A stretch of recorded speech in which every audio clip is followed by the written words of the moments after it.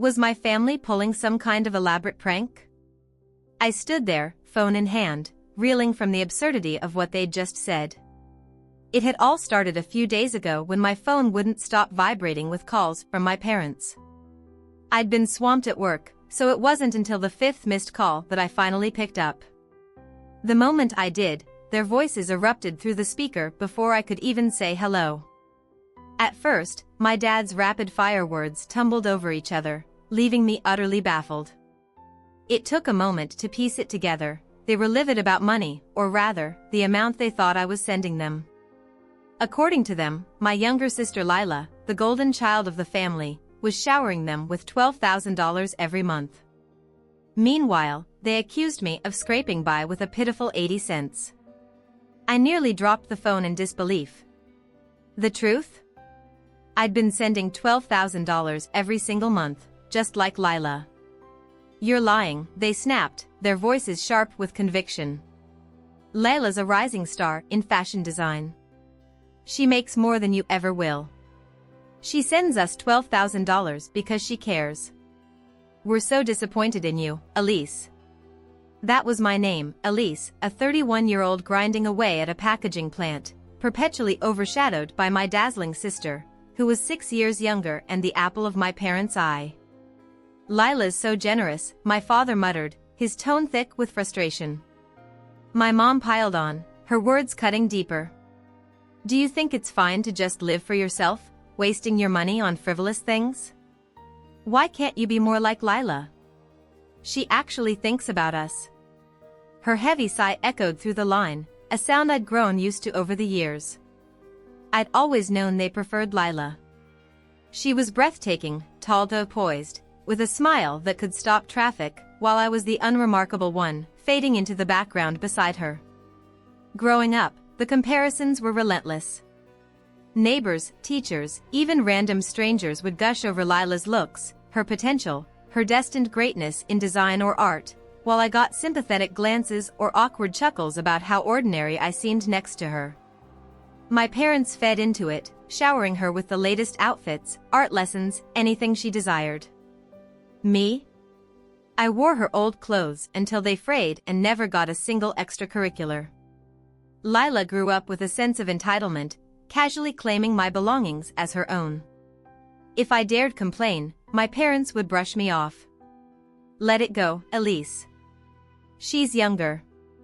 Be the mature one. Their favoritism wasn't subtle. In middle school, Lila decided she wanted my bedroom because it had a better view. Without a second thought, my parents shuffled me into the basement, a damp, dimly lit space with a lumpy sofa and a stack of dusty photo albums for company. You don't need much, they reasoned. There's plenty of room down there. So, I slept surrounded by faded pictures of happier times, feeling more like a guest in my own home. Eventually, I'd had enough. I stopped sending money altogether, hoping they'd notice my absence more than my contributions. I'm Elise, an average woman working a steady but unglamorous job, carrying the quiet burden of being the less-loved daughter. Lila, meanwhile, basked in the spotlight, her fashion career taking off while I lingered in the shadows. But I wasn't entirely alone in my memories. My grandmother, who'd passed years ago, had always been my refuge. She'd named me Elise after the delicate wildflowers that dotted the hills near her childhood home. Elise, she'd say, cradling me in her arms, these flowers endure the harshest winds and still bloom. You're stronger than you know. Her words were a lifeline, especially when my parents' disregard stung the most. Like the time I timidly mentioned wanting to study environmental science in college. We can't afford that, they shot back. Lila's future comes first. We weren't poor, far from it, but my dreams were always expendable. After high school, Lila went to a top design school, while I took a job at a factory a few towns over.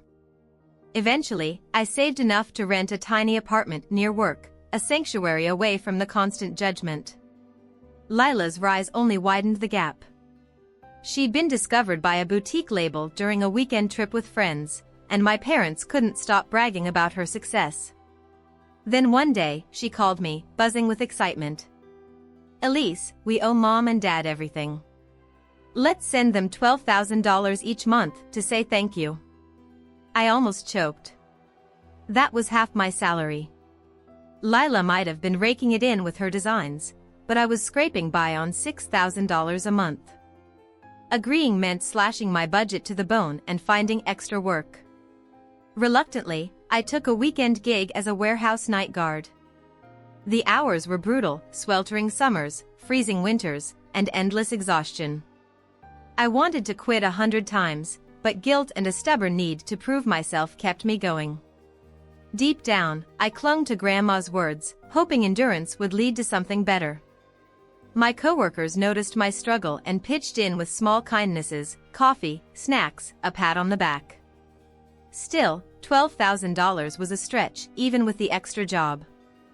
I started studying for a logistics certification, burning the midnight oil to boost my income. Then came the call that unraveled everything.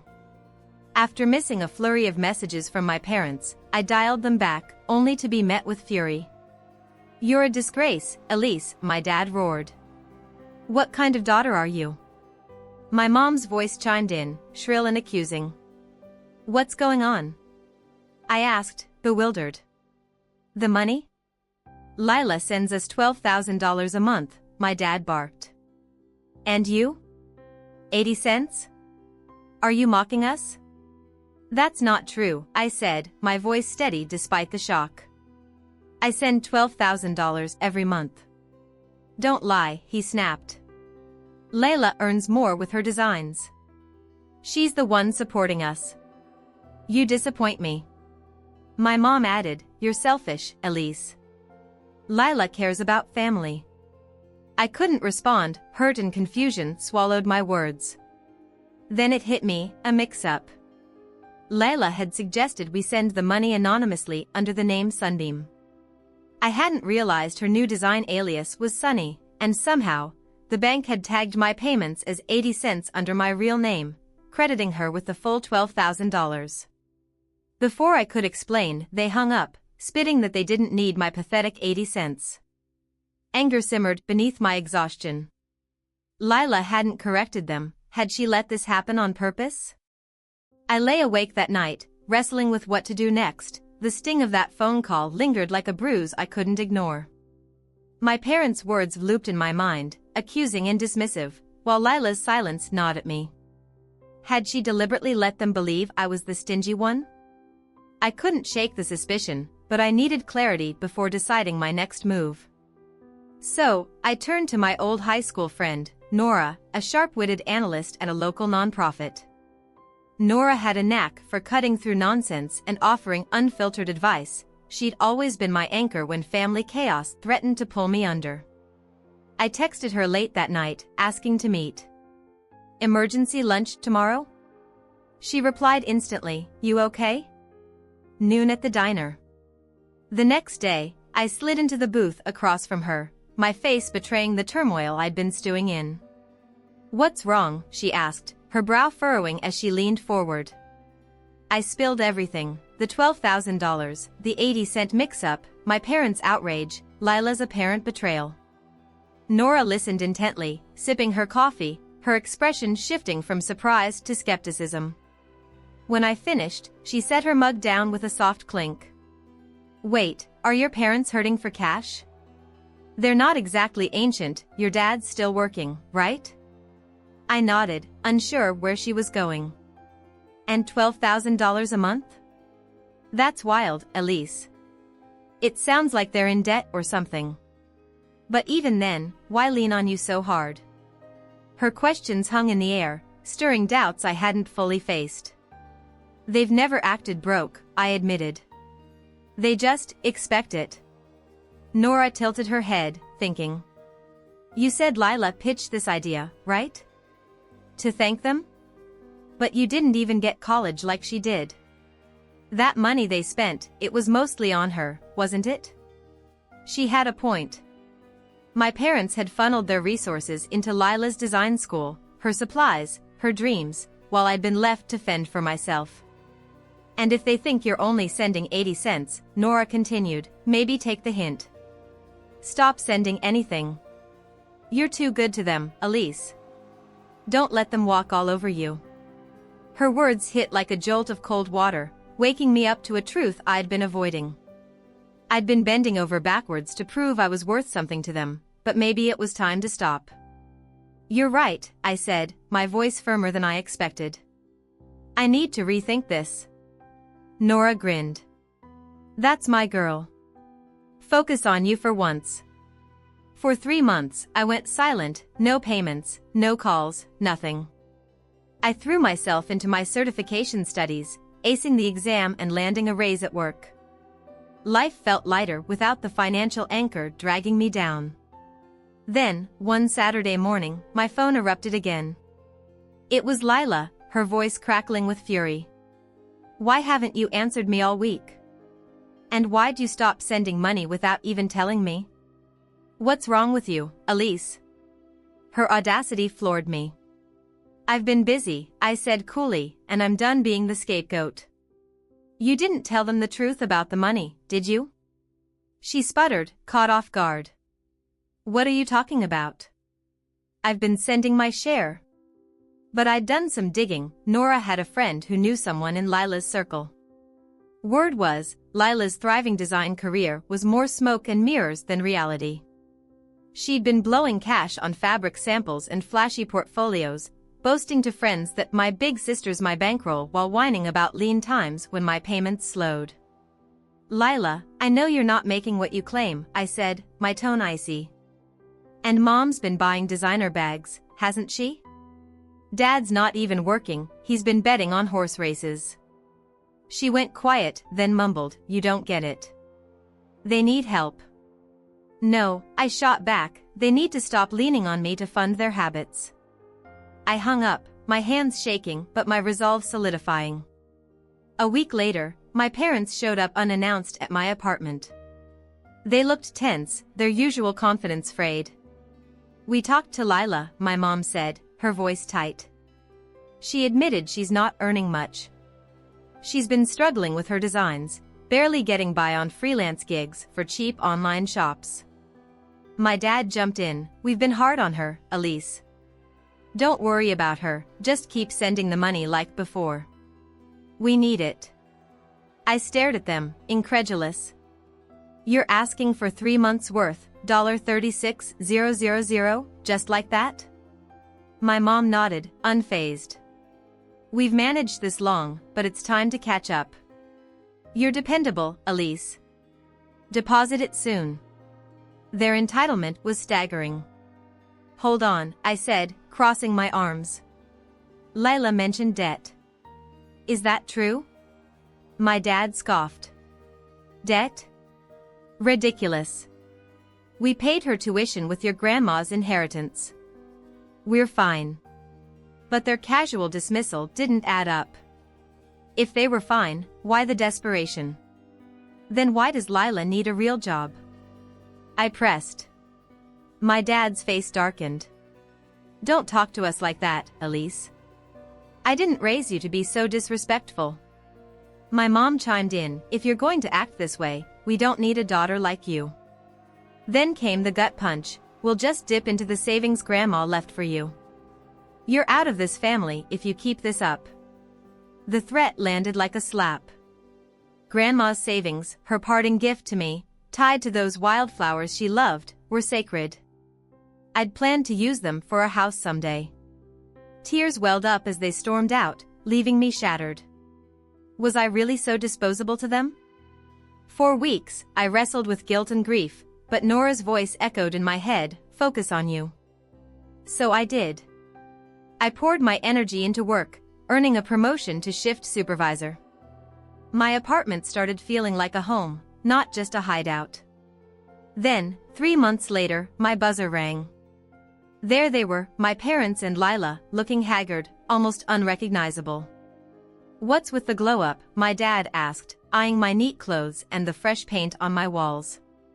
Before you spoil yourself, help us out, my mom pleaded, her tone a mix of envy and expectation. What's going on? I demanded. Lila's eyes brimmed with tears. I got scammed. A shady design firm promised me a big break, took my money and ran. I thought I could turn it around. My dad muttered, "We borrowed cash to cover her losses. She's been hitting clubs to cope, racked up more bills." Just then, a man in a cheap suit knocked. "Are you related to them? They owe us big." A loan shark, tracing them to me. I didn't hesitate. "I don't know these people," I said flatly. "We're done." The man shrugged and left, my family gaping at me in shock. It was the hardest line I'd ever drawn, but it felt right, like shedding a weight I'd carried too long. The echo of my words, "I don't know these people," hung in the air as the loan shark shuffled away, my family's stunned faces frozen in the doorway.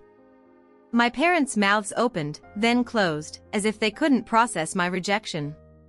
Lila's tear-streaked cheeks glistened under the hallway light, but for once, I felt no urge to fix things. I shut the door, the click of the lock a quiet declaration of freedom. My heart pounded, not with regret, but with a strange, fragile relief. In the weeks that followed, the fallout unraveled fast. My parents, drowning in debts they could no longer dodge, filed for bankruptcy. The process stripped them bare. They sold the house I'd once called home, trading it for a cramped rental on the edge of town. Yet, they adapted.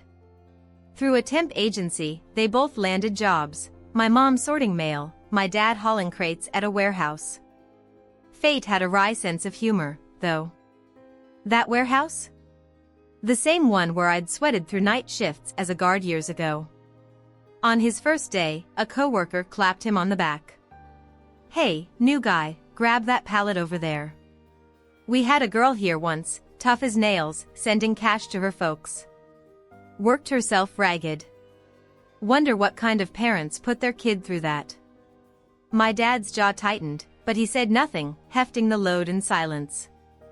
I heard about it later from a friend still on the crew, and the irony wasn't lost on me. He was walking in my old shoes, feeling the weight I'd carried for them. Lila's path veered harder. She ditched her design dreams, chasing a new high in the nightlife scene. She tried waitressing at upscale lounges, banking on her charm, but her self-absorbed streak, honed by years of being the favored one, rubbed patrons the wrong way. Fired from one spot after another, she landed at a dive bar, pouring cheap drinks for grizzled regulars. Her once flawless looks faded under late nights and stress, and the locals smirked at her old tales of fashion glory. "You, a designer?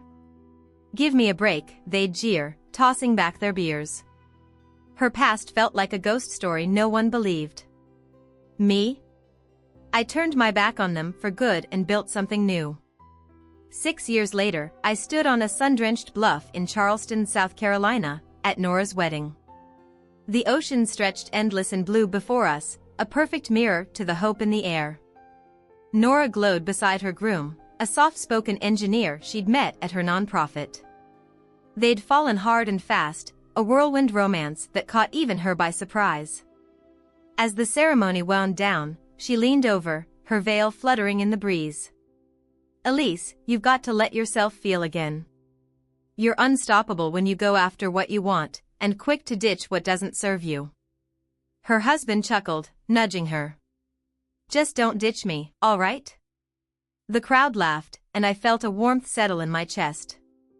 Nora had been my compass, guiding me out of the wreckage of my family's expectations. "Thank you," I said, squeezing her hand.